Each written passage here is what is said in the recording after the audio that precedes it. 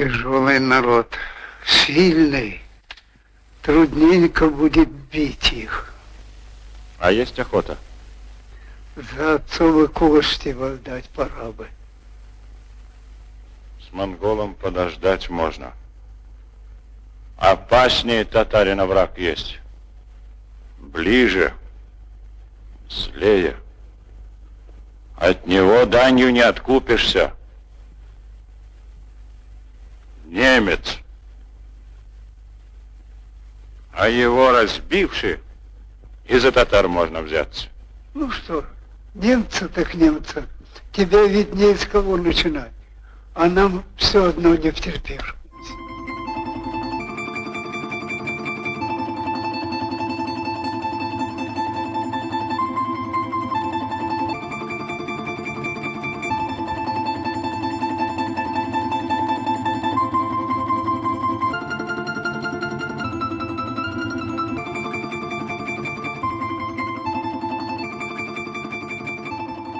Hello and welcome to the Russian Empire History Podcast, the history of all the peoples of the Russian Empire. I'm your host, JP Bristow, and this is Season 1, The Forest, the Steppe and the Birth of the Russian Empire, Episode 73, Aleksandr Nevsky, Part 1, A Turning Point. In the intro there, you heard an extract from Sergei Eisenstein's 1938 film, Aleksandr Nevsky. The young knyaz, Aleksandr, has just had an encounter with a Mongol official and is talking to an old man. The old man says, "The Mongols are a hard-necked people, a strong people. It won't be easy fighting them." Aleksandr asks him, "Is there a will for the fight?" The old man says, "It's time to avenge the deaths of our forefathers." But Aleksandr says, "The Mongols can wait a while. We have a more dangerous enemy, an enemy who is closer and crueler. After we beat them, then we will take care of the Mongols."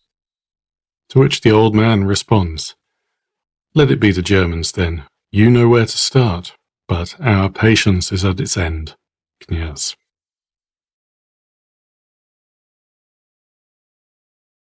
Alexander's relations with the Mongols have been a problem for the historical narrative for centuries.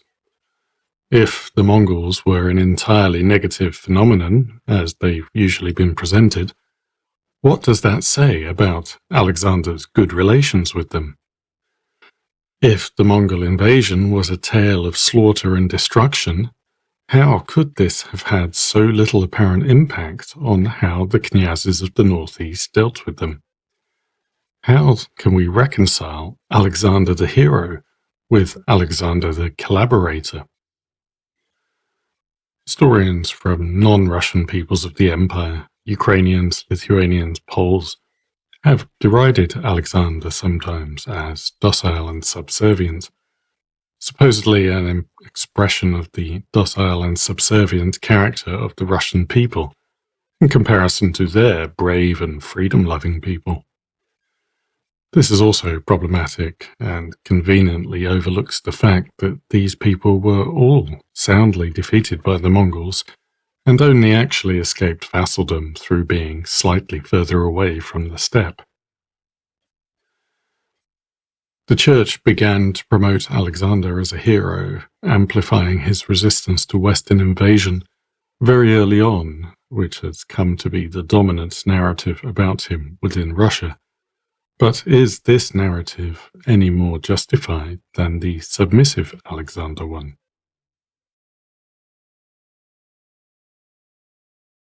Let's begin by pulling back a little from Alexander himself and looking more closely at what that initial Mongol impact was on Rus and its knyazes.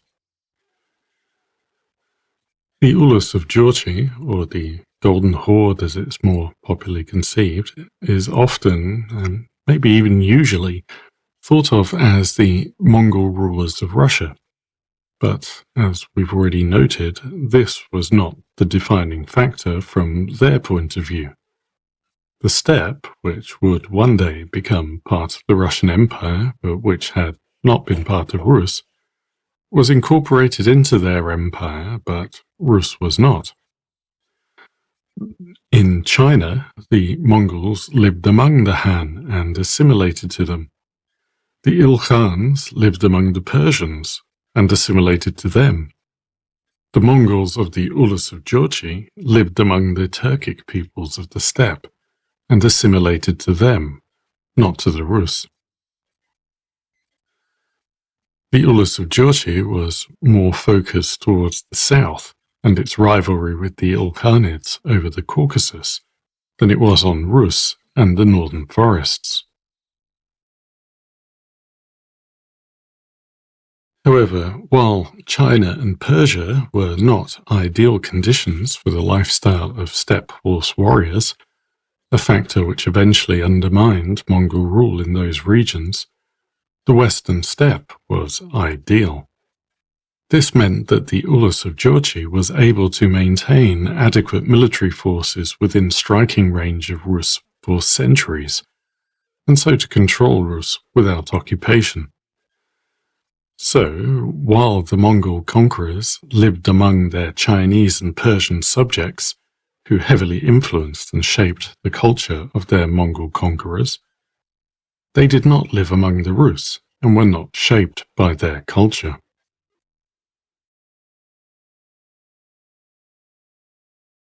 As we've heard over the past couple of episodes, the immediate impact of the Mongol invasion is hard to gauge. Some cities clearly did suffer badly, while for others, the massacres in the chronicles may be later inventions. The Mongols continued on their campaigns, and there was little imposition of direct control to begin with. However, this situation would change over time. As we shall see, further raids and campaigns were conducted throughout the 13th century, and in the 14th century the Mongols extended their campaigns deeper into Rus territory. Mongol administrators were installed to collect taxes, and the economic impact of the invasion and Mongol rule must have been considerable, although it is hard to quantify. But there were positive aspects too. Luxury goods from the East, boxes and combs made from exotic woods and decorated with shells, begin to appear in urban and rural areas. The Mongols shifted the fur trade routes away from Novgorod, but extended protection to Hanseatic merchants trading there, ensuring the city's prosperity continued.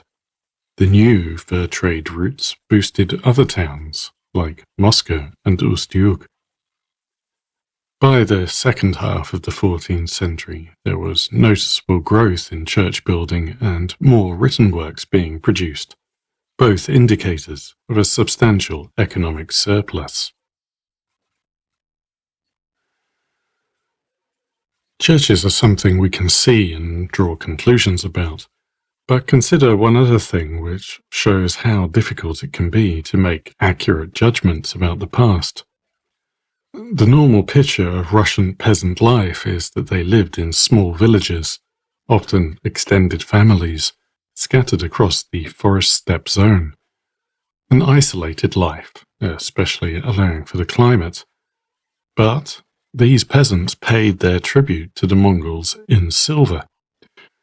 We don't know where they got it, or how people assumed to be living at a subsistence level managed to generate the surplus they needed to pay. We're forced to accept that the evidence we have does not provide us with a full picture of the economic situation in the rural hinterland. Of course, commerce remained the main source of wealth, and cities on the major trade routes continued to grow.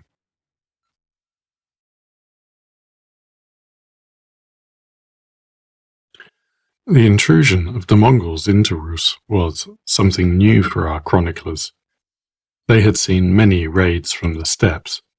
Nomad armies had defeated the Rus and sacked cities, including Kiev, but they had never tried to establish political control.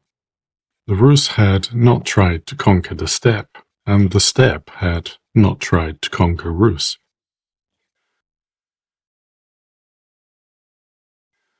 Charles Halperin, a historian who has written extensively about Mongols in Rus, argues that the Rus chroniclers struggled to grasp the idea of a conquest.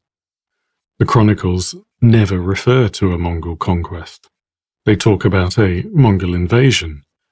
Attacks on Rus and Rus defeats were interpreted as evidence of divine intervention rather than political change. It could only mean that the Rus had done something wrong, or that maybe the invader's god was stronger.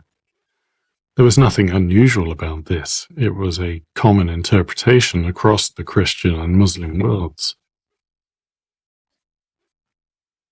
Halperin calls the chronicler's treatment of the conquest an ideology of silence, something we'll discuss in more detail later. It had already existed to a certain degree. Think back to the extract we heard on the first Mongol invasion.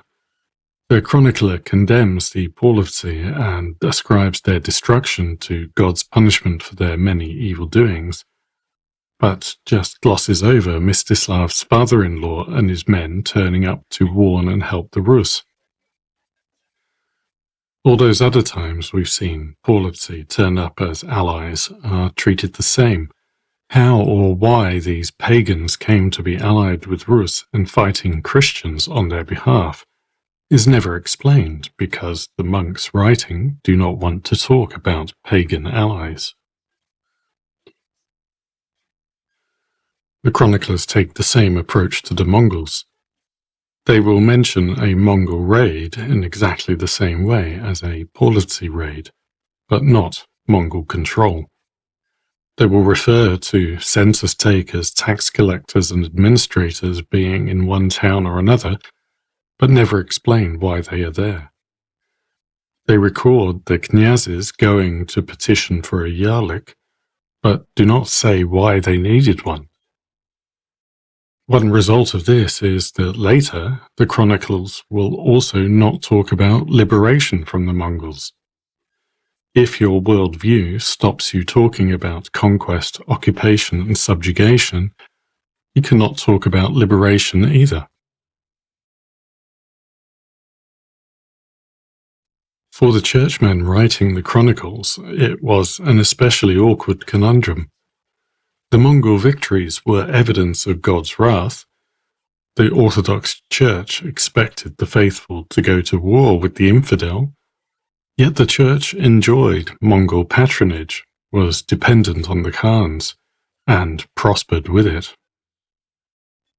Their worldview distorts some of the incidents recorded. For example, we've heard that Mikhail of Chernihiv was executed by the Mongols for refusing to take part in their pagan ritual, for which the Orthodox Church made him a saint. This is highly unlikely. The Mongols maintained their religious tolerance in Rus, and the Orthodox Church was respected and given tax exemptions. It is quite possible that Mikhail was executed for refusing to submit, but not for religious reasons. But for the chroniclers, any knyaz killed by the Mongols was a martyr killed by pagans.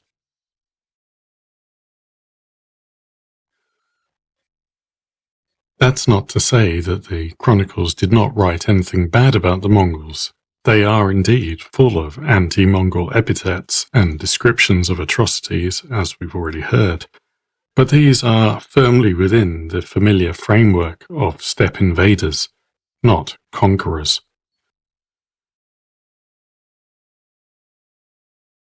Covering what we would usually call the conquest of northeastern Rus in 1237 to 1238, the chroniclers say the Mongols взяти, took, or pleniti, plundered, the kняжество, the same words used for any nomad raid. The invasion is called a nahождение, a campaign not a conquest. None of the narratives telling of defeats and surrenders ever ends in a phrase telling us that the Mongols began to rule, or that any city, knyaz or kняжество, is now subject to the Mongols. This situation never changes, even when we get far into the period of Mongols stationing administrators throughout the kняжество, conducting censuses and collecting taxes.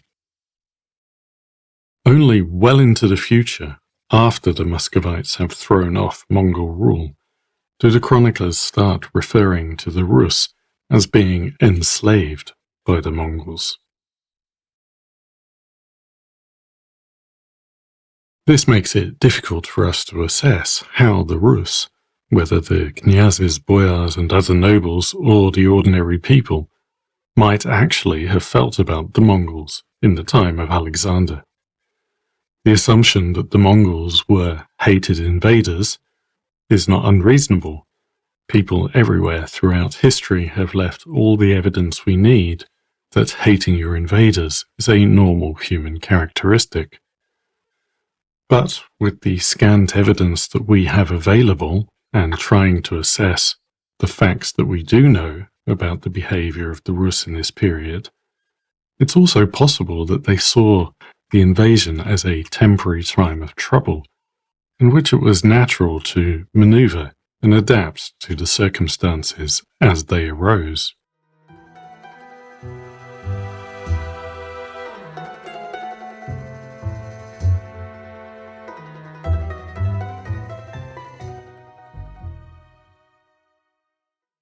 And so, with some context established, let's return to Aleksandr Nevsky, who, like Daniel of Galicia, submitted to the Mongols, rather more willingly it appears, and, like Daniel, later became a national hero.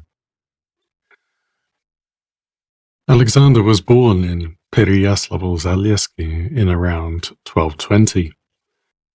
His father was, of course, Yaroslav Vsevolodovich, while his mother was Feodosia Mstislavna, daughter of Mstislav Mstislavich the Bold. As noted in the previous episode, we have next to no information about Yaroslav's children before the Mongol invasion, although we do know that his elder brother died at the age of 14 in 1233. So we essentially pick up his story with the teenage Alexander becoming knyaz of Novgorod. In addition to the usual sources, we also have the tale about the life of the brave, the blessed, and great Prince Aleksandr Nevsky, a hagiography justifying his sainthood, a genre of works called Vita or Lives. The life of Alexander exists in 13 manuscripts dating from 1377 to the 17th century. The name Nevsky appears to have not been used in Alexander's lifetime, and became his established sobriquet only in the 15th century, along with the spread of his veneration as a saint.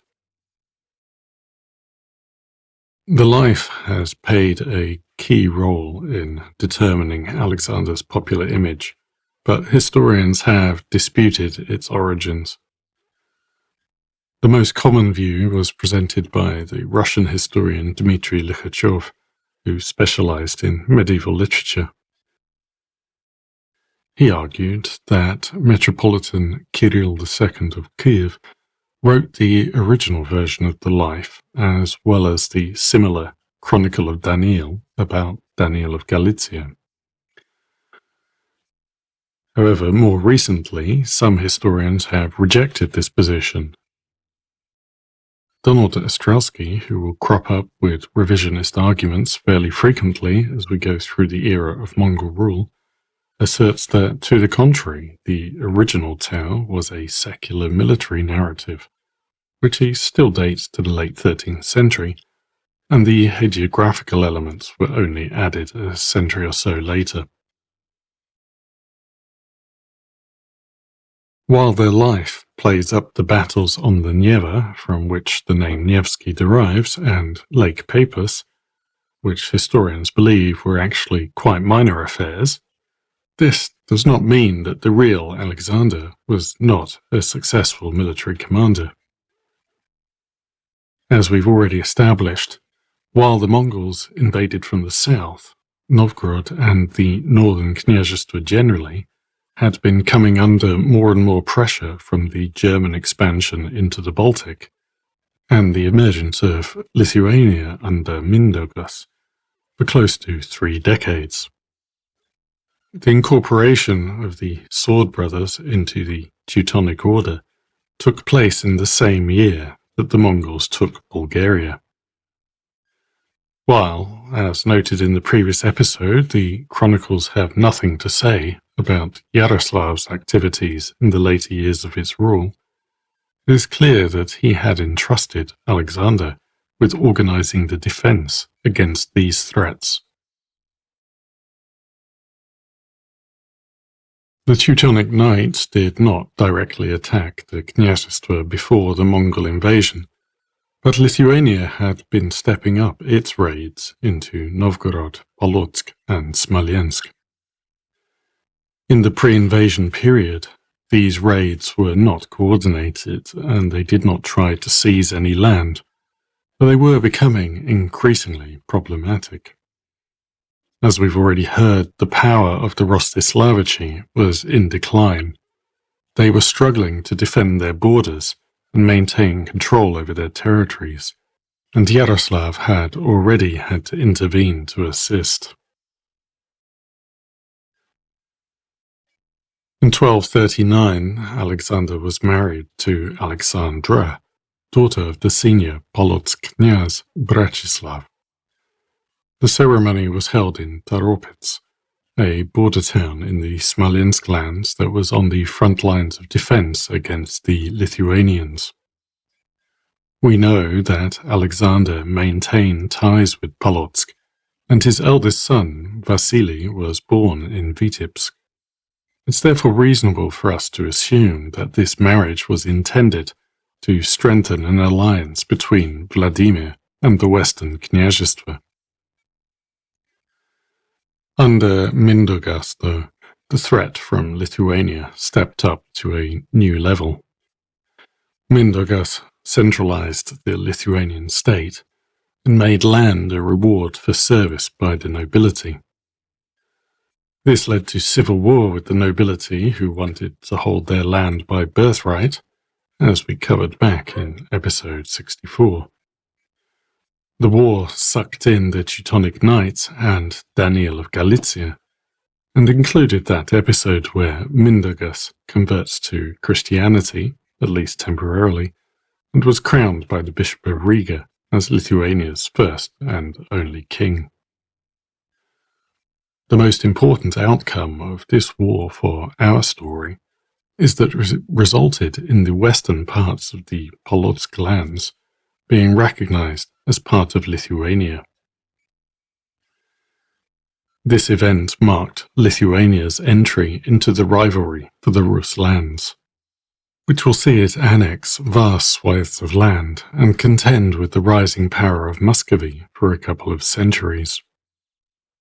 It also marked the end of Aleksandr being able to do anything to save Polotsk. He moved his wife and son to safety in Novgorod.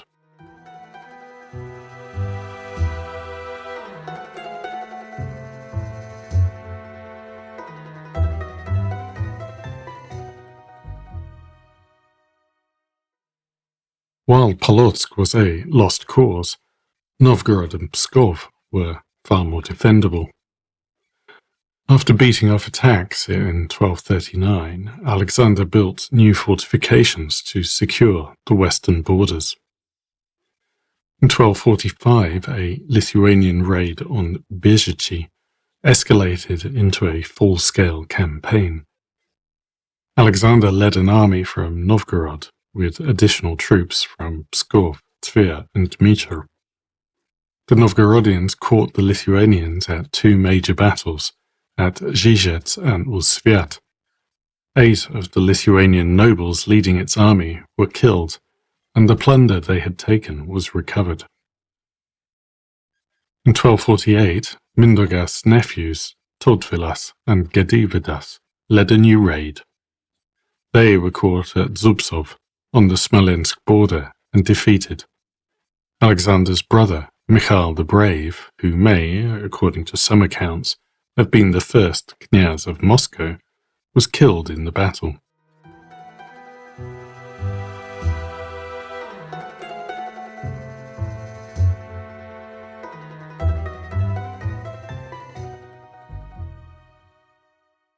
Compared to these campaigns, the famous fights with the Western invaders look less significant. In 1240, a Scandinavian force landed on the banks of the Neva. We don't have any information as to what their aims were. Soviet historians played up the idea of a Western master plan conceived by the Pope, where the Germans, Swedes and Danes would take advantage of the Mongol invasion to seize Novgorod. There's no evidence of any such plan or coordination among the Baltic powers, and the Rus and Scandinavians had already been fighting over Finland and Karelia for a long time.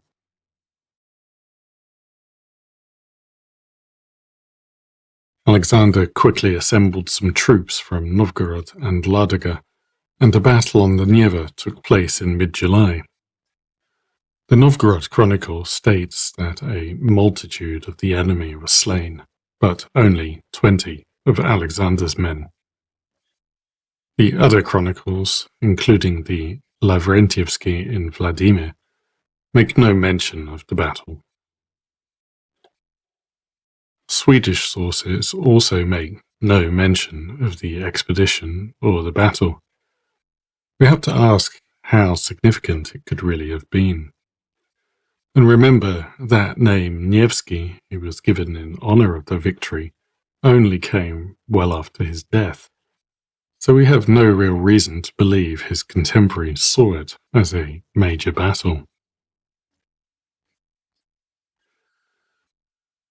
The fight with the Germans appears more serious. In the same year as the battle on the Neva, a Pskov knyaz, Yaroslav Vladimirovich, allied with a force of Teutonic knights and some Estonians, and seized Izborsk. Forces from Pskov tried to recapture the town but were defeated.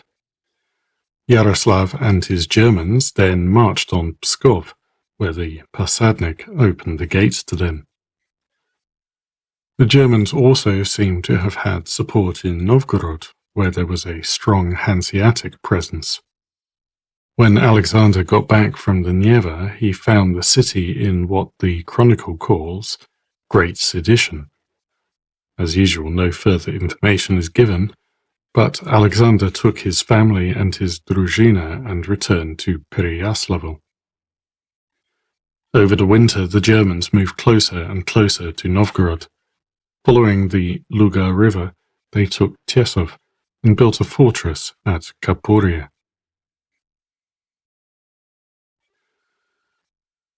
The Novgorodians not in the German party got increasingly nervous. Without a knyaz, there was no one to organize a defense. Messengers were sent to appeal to Yaroslav. He offered his younger son, Andrei, but the Novgorodians insisted on Alexander, and eventually Yaroslav agreed. When Alexander arrived in Novgorod, he started by hanging the ringleaders of the German party. Then he retook Kapuria and hanged the traitors there too. With support from Andrei, Alexander then retook Pskov and decided to pursue the Germans into Estonia. The force sent ahead to reconnoiter was defeated, and Alexander and Andrei mustered their main army on the frozen Lake Peipus. At least that's the location some sources give. The German knights charged in wedge formation and smashed into the Novgorodian lines, but Alexander won the day. He took his prisoners back to Pskov, and later, in 1242, the Germans agreed to give up all their Rus territory in return for the prisoners.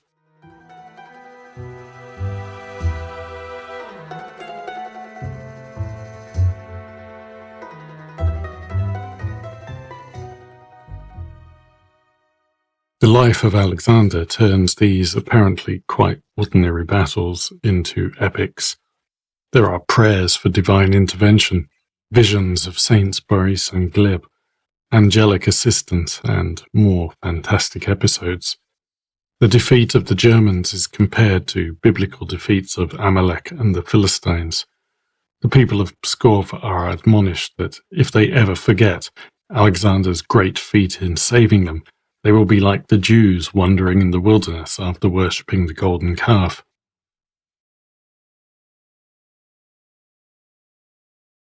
Many Russian and Soviet historians have followed the life of Alexander in calling the German campaign against Pskov and Novgorod a crusade, and Alexander's victory a great turning point in Russian history, a heroic defense against papal aggression. But it's far from clear that this was an actual turning point. The life of Alexander's version of the battle ultimately derives from the Novgorod First Chronicle, but the Lavrentievsky Chronicle attributes the victory to Andrei, not Alexander. The Novgorod Chronicle says that 400 Germans were killed and 50 taken prisoner, along with unnumbered Chud. The Teutonic Order only had a little more than 100 knights at the time, and they were mostly busy in Courland. The Livonian Rhymed Chronicle, the closest Teutonic source in time, says that 20 knights died and 6 were taken prisoner. Even allowing for the fact that the knights would have been only the leaders of their troops, it's hard to stretch that into a major battle. But let's set aside the question of why this propaganda was created for now and continue with Alexander's life.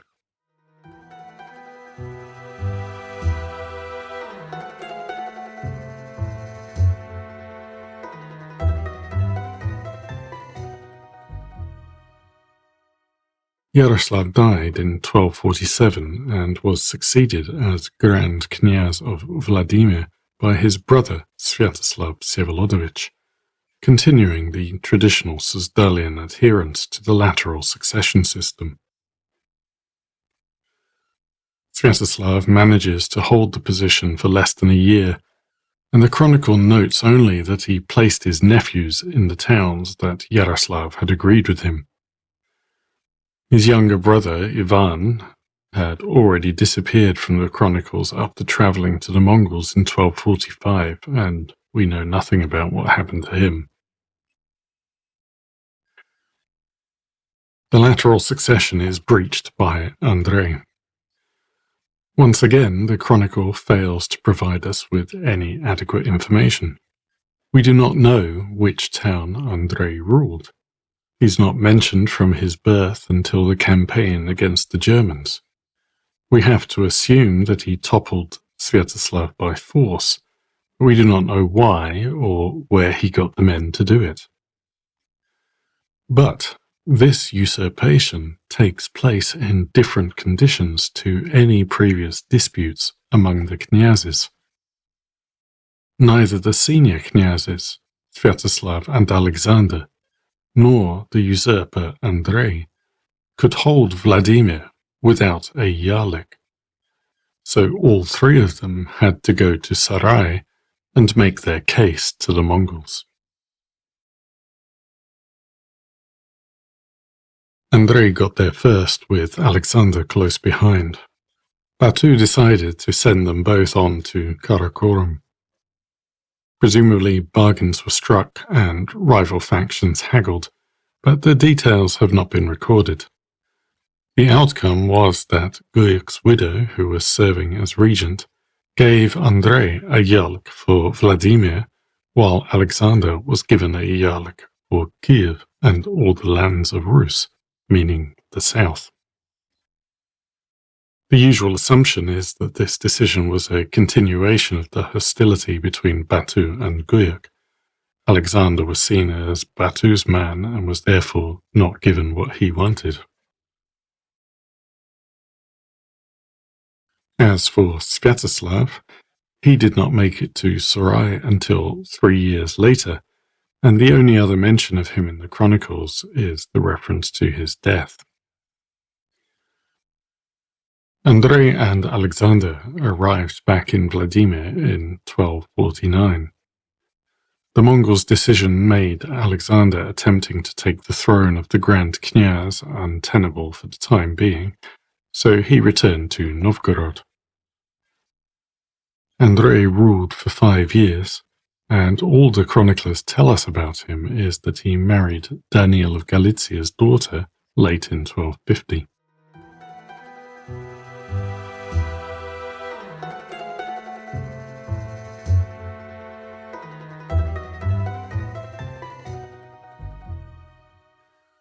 The peace between the brothers ended in 1252. The chronicle gives us a series of facts without explaining why or how. Aleksandr visited Sarai. The Mongols sent forces against both Andrei and Daniil. Daniil managed to avoid battle, but Andrei was defeated at Pereyaslavl, either in May or July.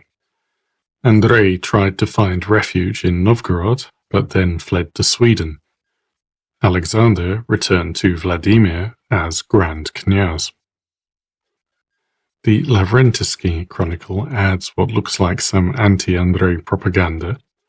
For some reason, he discusses fleeing to Sweden even before the Mongol campaign. The Nikon chronicle, which was compiled much later at the court of Ivan the Terrible, has him lamenting the Knyazes leading Tatars against each other, something which had not yet happened, and suggesting that it would be better to flee than to serve the Tatars.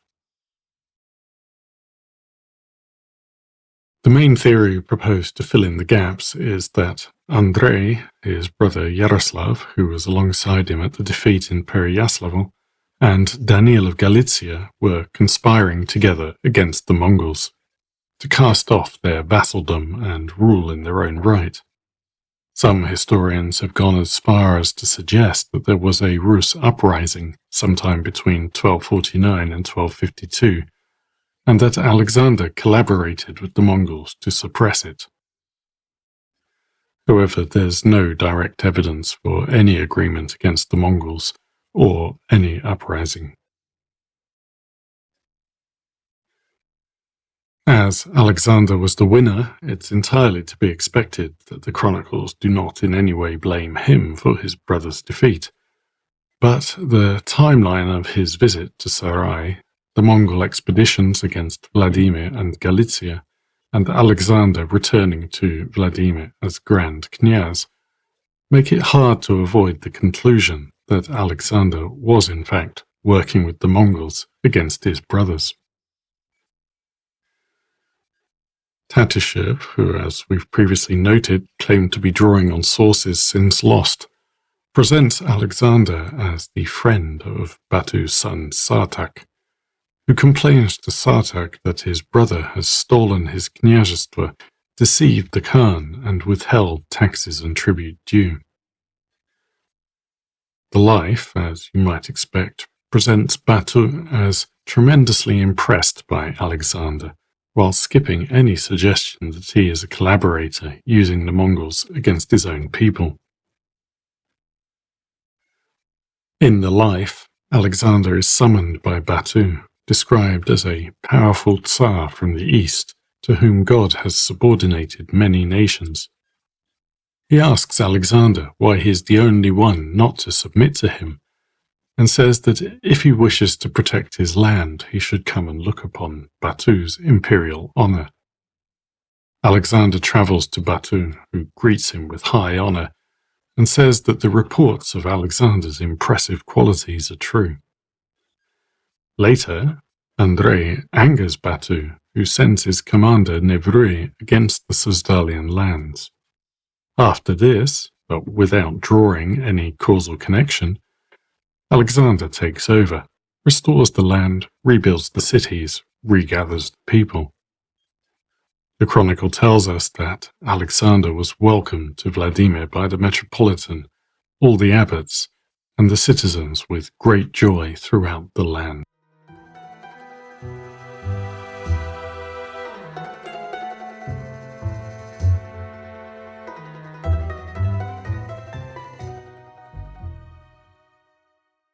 If Andrei had indeed been resisting the Mongols, the knyazes of the northeast would resist no more.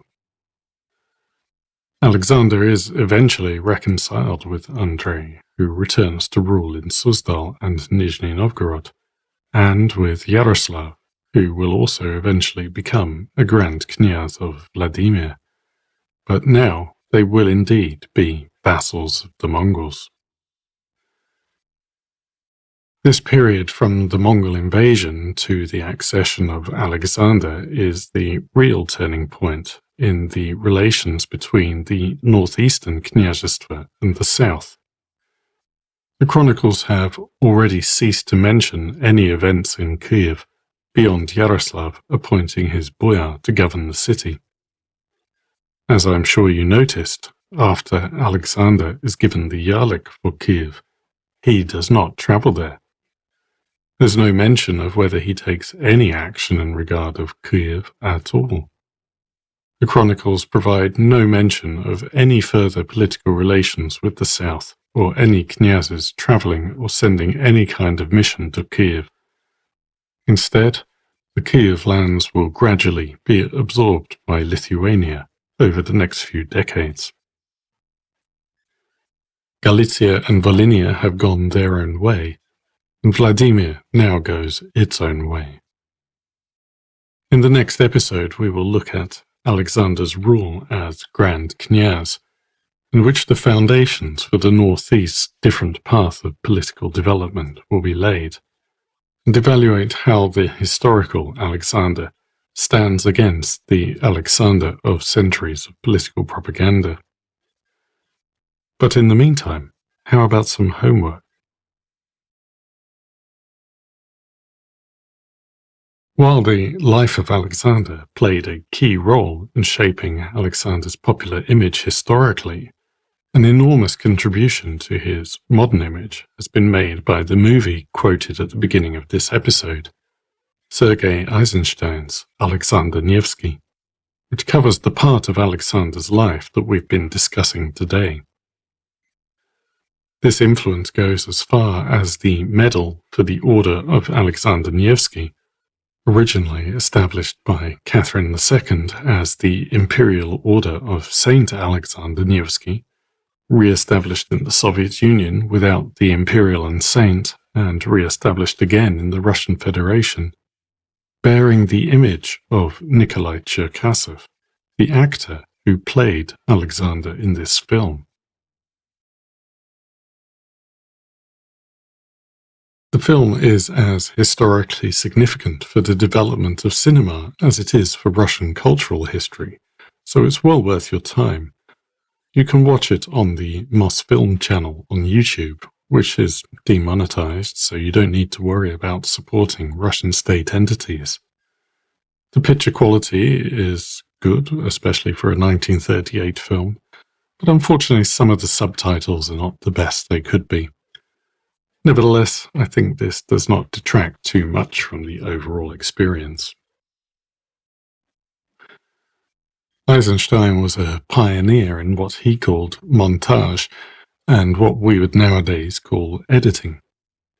He advocated using the rhythm of cuts, juxtapositions, meaningful angles, and multiple cameras to construct films where the series of images conveyed meaning and affected how the viewer interpreted what they were seeing, rather than just a simple static camera recording a scene. This was a revolutionary approach in early cinema that became foundational to the development of cinema as an art form. Aleksandr Nevsky was another landmark film for Eisenstein, as it was his first film to incorporate what he dubbed vertical montage, that is, synchronized sound, using a score by the great composer Sergei Prokofiev. The pair of them worked together closely to ensure that the music matched with the dialogue and visuals, with musical cues to enhance the impact, another innovation that has become standard in cinema.